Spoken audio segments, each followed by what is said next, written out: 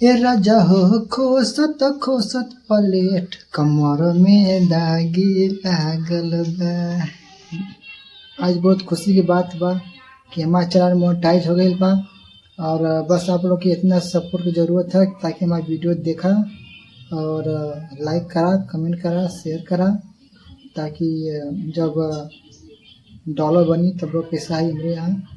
और बस इतना से आपसे विनती बा कि आप लोग वीडियो ज़्यादा से ज़्यादा शेयर करा, वीडियो देखा, लाइक करा, कमेंट करा, ताकि हमारा हौसला और बढ़े।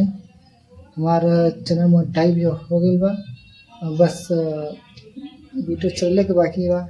पहले तो वीडियो हमारा 1.5 लाख गल है। अब चैनल मोनेटाइज होने के बाद अब उतना लगभग जाई तो पैसा ज़रूर आई।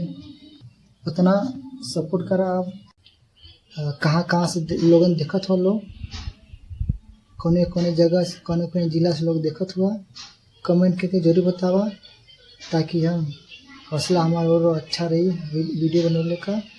और हमार पता हम बस हम भैया यूपी से अला, यूपी 62, यूपी जिला जौनपुर, यूपी 62 से अला। और भैया लोग सपोर्ट करा, चैनल के लाइक करा, सब्सक्राइब करा भैया। और थोड़ा हमों के मौका दा आगे गए का हमों कुछ करी।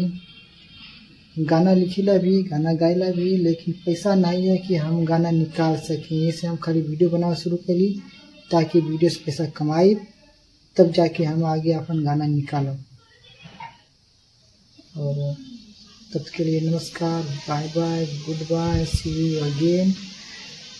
लाइक जरूर कर दिया भैया, लाइक तो करा भैया।